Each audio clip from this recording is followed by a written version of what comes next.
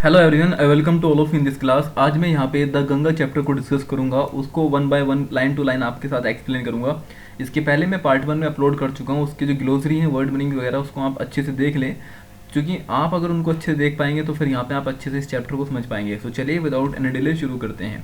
Chapter जो है हमारे यहाँ पे, चैप्टर का नाम है द गंगा, और इसमें पंडित नेहरू का गंगा को लेकर के जो अफेक्शन है, जो लगाव है, उसके बारे में यहाँ पे इसको डिस्कस किया गया है। तो चलिए अब शुरू करते हैं। I have received so much love and affection from the Indian people that nothing that I to do can repay even small fraction of it. Okay, इन्होंने कहा है आई हैव रिसीव, देखो आई हैव रिसीव काम complete हो चुका है, sentence आपका present perfect का है, यहाँ पे हैज के साथ थर्ड फॉर्म लगी है, no issue.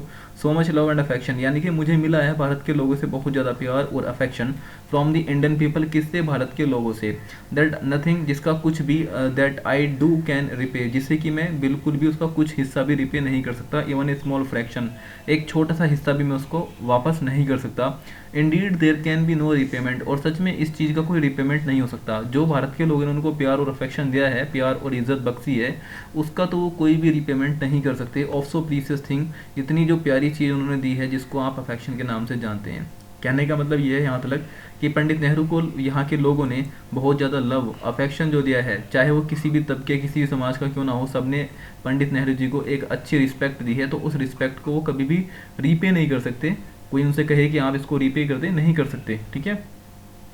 Many have been admired, okay, some have been rewarded, but affection of all classes of the Indian people has come to me such an abundant measure that I have been overwhelmed by it। ठीक है, many have been admired, कुछ को तारीफ की गई है। Admire का मतलब होता है प्रेज करना, किसी कुछ को प्रेज किया गया है, कुछ को तारीफ की गई है।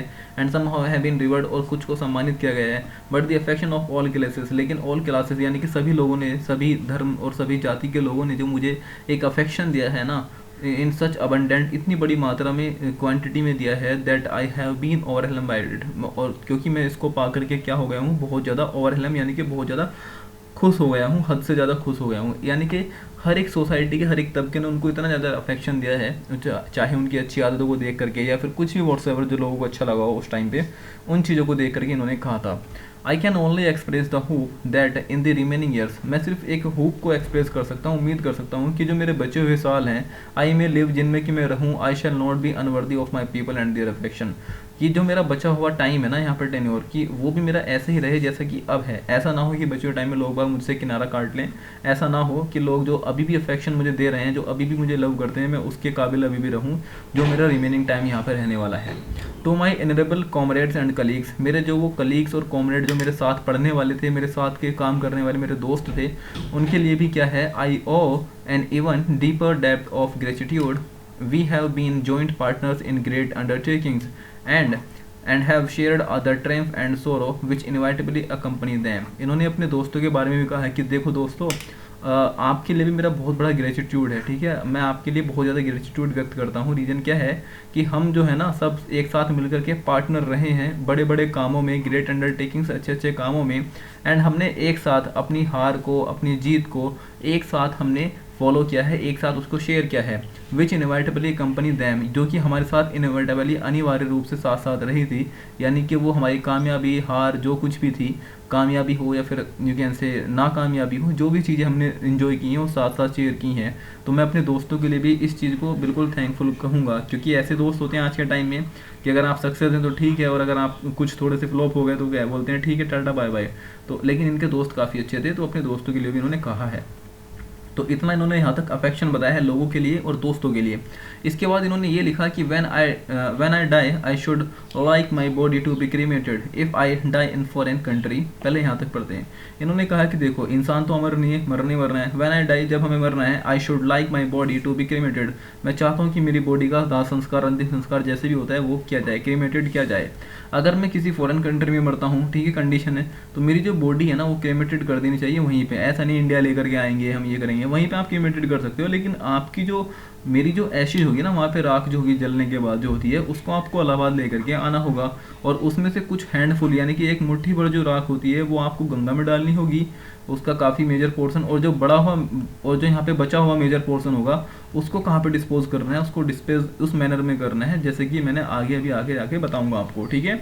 इसका कुछ भी पार्ट जो है आप उसको बचा करके नहीं रखें कि नहीं जी ये तो नेहरू जी की अस्थियाँ हैं या नेहरू जी की राख है, ये तो बहुत अच्छी है, इसको हम सजा करके रख लें, म्यूजियम बना दें इसका। नहीं, बिल्कुल नहीं करनी है आपको ऐसी चीज़, ऐसा ही मना कर करके गए थे। आई होप यहाँ तक चीज़ें आपको क्लियर होंगी। नेक्स्ट हम यहाँ पे पढ़ते हैं, 1 second. My desire to have a handful of my ashes thrown in Ganga has no religious significance. अब इन्होंने ये भी कहा है कि देखो ऐसा नहीं है कि मैं अगर यहाँ पे बोल रहा हूँ कि मेरी जो कुछ ऐसी आपको गंगा में डालनी है इलाहाबाद के अंदर, तो ऐसा कुछ नहीं है कि मेरा इसमें रिलीजियस सिग्निफिकेंस है, मैं किसी धर्म के महत्व या किसी धर्म से इन्फ्लुएंस होकर के ऐसा कह रहा हूँ। इसका क्या है, so far as I am concerned, ठीक है, मैं इससे बहुत ज़्यादा जुड़ा हूँ। I have no religious sentiment in the matter, मैं गंगा से बहुत ज़्यादा वैसे जुड़ा हूँ, कैसे जुड़ा हूँ अभी देखते हैं, क्योंकि मेरा इस मैटर को लेकर के कोई रिलीजियस सेंटिमेंट नहीं है, मेरी धार्मिक भावना नहीं है। हाँ, मैं गंगा से जुड़ा हूँ, इट्स अ गुड मैटर, लेकिन और मैं ये भी कह रहा हूँ कि मेरी जो राख है गंगा में बहा दी जाए, तो इसका मतलब ये नहीं है कि हाँ मैं किसी धर्म से रिलेटेड हूँ या गंगा हिंदू धर्म में मानी जाती है तो मैं भी ऐसा, नहीं नहीं, कुछ नहीं है ऐसा। देखो, I have been attach to Ganga and Jamuna rivers in Allahabad ever since my childhood. जब बचपन से ही, चाइल्डहुड बचपन से ही मैं गंगा और जमुना रिवर जो है इलाहाबाद में उनसे जुड़ा हूँ, बहुत अटैच मेरे सामने है हुई है, गंगा नदी को मैंने अपने सामने देखा है। And I have also grown older, और मैं अब बड़ा भी हो गया हूँ। This attachment has grown with me. होता है ना कुछ चीज़ें जो बचपन से आपके साथ आप उनको देखते हो, आप उनके साथ बड़े हो जाते हो, तो एक अटैचमेंट होता है कि हाँ यार ये चीज़ें हैं। I have watched their varying moods and seasons change, and have often thought of the history and myth and tradition song of the history have become attached to them long ages and become part of their flowing waters। ठीक है, इन्होंने अब यही कहा है कि देखो मैंने सालों साल वहाँ पे इस नदी के वाटर को देखा है, वाटर चेंजेस, इसके बार बार रास्ते इसने कैसे अपने आप के बदले हैं, पहले यहाँ चलती थी अब यहाँ पे चलती है, ऐसे चेंजेस होते हुए देखा है। और मैंने ये भी देखा है कि लोग बाग यहाँ पे अपनी कितनी आस्था लेकर के आते हैं, कुछ यहाँ पे इसके ट्रेडिशनल सॉन्ग्स भी इसके गंगा को लेकर के गाए जाते हैं वो, और काफ़ी सारी स्टोरी भी जो मैंने इसके बारे में पढ़ी है, सुनी है, सो उनको लेकर के मैं गंगा से बहुत ज़्यादा अटैच हूँ। दैट इज़ वाई मैं यहाँ पे कह रहा हूँ, बाकी रिलीजियस में तो मेरा इसमें कुछ नहीं है, ऐसा इनका कहना था। नेक्स्ट यहाँ पे क्या है, the Ganga specially is the river of India. Ganga की अगर हम बात करते हैं तो स्पेशली क्या है, बहुत ही विशेष रूप से रिवर है, कहाँ पे कि गंगा इंडिया की रिवर है। बिलो हर पीपल, भारत के लोगों के द्वारा प्यार की जाती है। Round which are intertwined her racial memories, okay, her hopes and fears the song of triumph, her victories and defeat. She has been symbol of the India's age-long culture and civilizations, ever changing, ever flowing, and yet ever the same Ganga. इन्होंने कहा है कि देखो गंगा जो है ना भारत के लोग स्पेशली रिवर है, कहाँ की, इंडिया की रिवर है, और इसके यहाँ पे ना लोगों के मतलब यहाँ पे अगर आप देखें इंटरविंड रेसल मेमोरीज, इससे अलग अलग रेसल मेमोरीज भी जुड़ी हुई हैं, लोगों की होप्स जुड़ी हुई होती हैं, लोगों के फियर जुड़े होते हैं। आपने देखा होगा गंगा को लेकर के कितने लोग बाग उम्मीद रखते हैं, है ना। सॉन्ग ऑफ ट्रायम्स यानी कि जीत के सॉन्ग्स भी यहाँ पे गाए जाते हैं, और गंगा को लेकर के गंगा क्या है, एक तरह की सिंबल भी है हमारी इंडिया का जो लॉन्ग एज कल्चर सिविलाइजेशन है उसको लेकर के भी, जो हमेशा से चेंज भी हुआ है और अभी भी बिल्कुल सेम स्टेटस गंगा का रखा जाता है। ठीक है, गंगा की अगर हम बात करते हैं इंडिया के अंदर एक बहुत ही अच्छे लेवल का स्टेटस हमने दे रखा है। हाँ, ये बात अलग है, लोगों ने आज यहाँ बहुत ज़्यादा गंद मचा दिया है इस नदी के अंदर। आई डोंट नो, जितना इंसान कहते हैं ना टेक्निकली डेवलप हो रहा है उतना ही वो बदतमीज होता जा रहा है, कुछ इस तरह की सिचुएशन है, जानवर बनता जा रहा है। तो आज वैसे इतनी बढ़िया क्लीन रिवर हुआ करती थी, ऐसा किताबों में मैंने ही पढ़ा है, लेकिन आज तो सिचुएशन ही गलत है, पानी भी आप नहीं पी सकते, वाटर कंज्यूम नहीं कर सकते गंगा का। ठीक है, लेकिन गंगा को सिर्फ एक नदी की तरह नहीं देखते इंडिया के अंदर, गंगा से बहुत लोगों की आस्थाएं जुड़ी होती हैं, बहुत लोग उसके अंदर नहाते हैं, उम्मीद रखते हैं कि हाँ कुछ ऐसा है या गॉड ऑलमाइटी व्हाट्सएवर, इतना तो मुझे नहीं पता है, लेकिन हाँ एक काफ़ी अच्छी उम्मीद गंगा से रखी जाती है। She reminds me that snow-covered peak and the deep valleys of the Himalayas, which I have loved so much। अच्छा, एक क्वेश्चन है यहाँ से पढ़ाने से पहले आपसे पूछूं, गंगा जो ओरिजिनेट होती है कहाँ से होती है, बताएंगे आप? चलो बता देता हूँ। यहाँ हिमालय में एक ग्लेशियर है जिसका नाम है गंगोत्री, गंगोत्री से ये ओरिजिनेट होती है। ठीक है, गंगोत्री से ओरिजिनेट होती है। इन्होंने कहा है कि रिमाइंड्स वो चीज़ें मुझे याद कराती हैं कि जब हिमालय की डीप वैली जो होती हैं, गहरी गहरी वैलियाँ, और वहाँ की जो पीक होती हैं, चोटियाँ होती हैं, वो बर्फ़ से ढकी हुई होती हैं, which I have love so much, जो मुझे बहुत अच्छी लगती हैं। And of rich and the vast plains below, और फिर क्या होता है कि वो जो बर्फ़ होता है वो पिघल करके कहाँ पे आता है, जो प्लेन होता है ना, बड़ा बड़ा प्लेन, यानी कि देखो यहाँ पे अगर मैं भारत की जोग्राफिकल लैंड की अगर मैं बात करता हूँ तो कुछ माउंटेनियस लैंड होते हैं, यहाँ पे पहाड़ वगैरह होते हैं। हरिद्वार से नीचे आएंगे तो आपको यहाँ पे प्लेन एरिया मिलता है, बिजनौर और हरिद्वार यहाँ के आसपास का जो एरिया, ये प्लेन एरिया आता है। तो प्लेन एरिया में यहाँ पे क्या होता है, जो बर्फ़ वगैरह जमी होती है यहाँ से पिघलती है और गंगा नदी के थ्रू इस प्लेन एरिया में आ जाती है। और प्लेन एरिया छोटा तो नहीं, काफ़ी बड़ा एरिया है, तो इसको हम बोलते हैं वास्ट प्लेन। ठीक है, वास्ट प्लेन। तो यहाँ पे इन्होंने लिखा है and of rich and vast plains below where my life and work have been cast, ठीक है, जहाँ पे मेरा लाइफ वर्क वो सब चीज़ें बड़ी हुई हैं, बड़ा चढ़ा हुआ हूँ, तो इन सब चीज़ों को देख करके मुझे काफ़ी अच्छा लगता है, ऐसा इन्होंने गंगा के बारे में कहा है। नेक्स्ट यहाँ पे देखते हैं smiling and dancing in the morning sunlight and the dark and the gloomy of the full mystery at the evening shadow fall, a narrow, slow and graceful stream in the winter in the past, roaring things during the monsoon, broad bosom almost the sea and with something of the sea powers destroyed. The Ganga has been to me a symbol of memory of the past India running into the present and the flowing on to the great ocean of the future। इन्होंने सिर्फ यही कहा है। अब देखो सिर्फ और सिर्फ जितनी की है ना इन्होंने गंगा की तारीफ की है। इन्होंने कहा गंगा को मैंने हंसते हुए यहाँ पे डांस करते हुए, ठीक है, मॉर्निंग से लेके सुबह तक। अब गंगा थोड़ी डांस करेगी सुबह शाम तक, गंगा के अंदर जो पानी है ना इस तरह से उछल उछल के चलता है ना, तो उसको बता रहे हैं कि इतना अच्छा उस टाइम इनको लगता होगा। डार्क एंड ग्लूमी, ठीक है, and full of mystery and evening shadow, ठीक है, शाम में क्या होता है सब चीज़ें यहाँ पे बहुत ज़्यादा ग्लूमी लगती हैं कि पता नहीं क्या होने वाला है क्या नहीं होने वाला है, इस तरह की सिचुएशन यहाँ पे होती है। And slow the graceful stream in the winter, और विंटर में क्या होता है वो जो स्ट्रीम होती है वो थोड़ी सी स्लो हो जाती है। एंड अ वास्ट रोरिंग, और मानसून के अंदर क्या होता है जब बारिश पड़ती है तो इसके अंदर जो होता है ना वास्ट रोरिंग थिंग्स है ना, यानी कि पानी जब चलता है इतने बड़े हाई लेवल पे पानी चलता है गंगा नदी में, या कोई सी भी नदी क्यों ना आप देखें, अगर आप ये मान लीजिए कोई नदी जा रही है इसके आसपास अगर आप रहते हैं ना, तो जब वाटर लेवल तेज इसके अंदर हो जाता है तो पानी जब चलता है ना, नहर होती है कोई नदी होती है, तो पानी आसपास के गाँव में ना इसके पानी की चलने की आवाज़ भी आती है, ठीक है, बहुत तगड़ा एक साउंड होता है। तो उस साउंड को इन्होंने कहा है कि देखो अगर सुबह शाम देखें तो पानी ऐसे उछल उछल के चलता है, काफ़ी अच्छा लगता है। शाम में थोड़ा सा शांत सा हो जाता है तो ऐसा लगता है कि पता नहीं क्या चल रहा है पानी में, कुछ समझ नहीं आ रखा है। विंटर सीजन में क्या होता है थोड़ी सी जो स्ट्रीम होती है वो थोड़ी स्लो हो जाती है, पानी कम कम आता है। और अगर मानसून की अगर हम बात करते हैं तो मानसून में तो पानी भाई साहब पूछो ना, इतनी दहाड़ दहाड़ के पानी आता है इसके अंदर कि आसपास तक आवाज़ सुनी जा सकती है। आई होप यहाँ तक क्लियर है। ब्रॉड बॉसम ऑलमोस्ट द सी, और फिर क्या होता है जो चौड़े सपाट मतलब ऐसे नदी जा करके कहाँ मिल जाती है, सी पावर को डिस्ट्रॉय करके, मतलब यहाँ पे क्या है कि समुद्र में जाकर के मिल जाती है। आपको पता होगा कि गंगा यहाँ से ओरिजिनेट हुई है, फिर यहाँ पे चलते चलते बे ऑफ बंगाल में जाकर गिर जाती है, और बे ऑफ बंगाल तो आपको पता है यहाँ नीचे जाएंगे इधर यहाँ पे आपका बे ऑफ बंगाल हो गया और इधर आपका अरबियन सी हो गया और ये पूरा का पूरा पैसिफिक ओशन हो गया, यानी कि पूरे के पूरे समुद्र में जाकर के मिल जाती है। ओवरऑल कहने का मतलब ये है, ठीक है। Running into the present and the flowing on to the river great of the future, और आगे इन्होंने कहा कि मेरी पास्ट की मेमोरी को बताती है, और आगे इंडिया का जो फ्यूचर है यहाँ पे running into the present, वो प्रेजेंट में चलती है और चल करके कहाँ पे जाती है, flowing on the great ocean और ऑफ द फ्यूचर, ठीक है, फ्यूचर के ग्रेट ओशन में वो चली जाती है, बड़े समुद्र महासागर में चली जाती है। आई होप यहाँ तक तो चीज़ें आपको थोड़ी बहुत क्लियर होंगी। एंड दो, और हालांकि आई हैव डिस्कार्डेड, मैंने उन चीज़ों को डिस्कार्ड कर दिया। डिस्कार्ड का मतलब होता है किसी चीज़ को त्याग कर देना या फिर तिरस्कार कर देना बुरी चीज़ों का। Much of the past tradition and custom, यानी कि जो हमारे पहले बहुत ज़्यादा ट्रेडिशन या फिर तौर तरीके हुआ करते थे एंड उनको मैंने डिस्कार्ड कर दिया, त्याग दिया है। And anxious that India should rid herself, ठीक है, all the shackles that bind and constrain her and divide her people and suppress vast numbers of them and prevent the free development of the body and the spirit। देखो यहाँ तक इन्होंने क्या कहा है, इन्होंने कहा है कि मैंने उन चीज़ों को बिल्कुल जो मेरे पास्ट के ट्रेडिशन कस्टम वगैरह हुए थे उनको मैंने बिल्कुल अपने अंदर से या सब चीज़ों से हटा दिया है, उनको त्याग दिया है। और जो एंशियस है और एंड एंशियस दैट, और इस चीज़ को लेकर के चिंतित हूँ मैं। एंशियस का मतलब होता है एक तरह का अननोन फियर हो जाना, किसी चीज़ को लेकर के जब अननोन फियर क्रिएट हो जाता है कि यार क्या होगा कैसे होगा फ्यूचर में, दैट इज़ कॉल्ड एंशियस होना। और मैं भी इस चीज़ को लेकर के एंशियस हूँ कि इंडिया को जो ना हमारा भारत देश है इसको भी क्या है इन सब चीज़ों को, उन शैकल्स जंजीरें बेड़ियाँ जो होती हैं उन सब चीज़ों जंजीरों को हटा देना चाहिए, बाइंड अपने आप को फ्री कर लेना चाहिए, जो कॉन्स्ट्रेन करती हैं, जो रोकती हैं और डिवाइड करती हैं भारत के लोगों को, सप्रेस करती हैं और प्रिवेंट करती हैं लोगों का डेवलपमेंट के, मतलब लोगों के बौद्धिक और शारीरिक, ठीक है, मानसिक डेवलपमेंट को। कोई चीज़ें ऐसी हैं जो अगर रोक रही हैं तो उसको हमें छोड़ देना चाहिए इंडिया को। यहाँ तक को अगर आपको समझ में आया तो ठीक है, नहीं तो फिर मैं आपको दोबारा समझा दूँ। देखो यहाँ पे क्या है, स्वामी विवेकानंद जी ने कहा था कि कोई भी ऐसी चीज़ जो आपको शारीरिक बौद्धिक और मानसिक रूप से कमजोर बनाए उसको जहर की तरह त्याग दो, ठीक है, ऐसा कहा था। बिल्कुल यही बात इन्होंने कही है, लेकिन थोड़ी सी घुमा करके कही है पंडित नेहरू जी ने।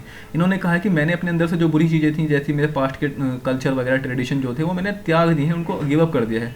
और बस मुझे इस चीज़ की चिंता है कि यार इंडिया के अंदर भी ना हमारा जो भारत देश है ये भी उन चीज़ों को बिल्कुल त्याग दे जो हमारे भारत देश की यूनिटी, ठीक है, एकता, भारत देश के लोगों का दिमाग और मतलब शारीरिक और उनका जो स्पिरिचुअल लेवल है, उन सब चीज़ों को अगर कोई चीज़ हैम्पर कर रही है ना, तो उस सबको भी हमें क्या करना है, हटा देना चाहिए, ठीक है।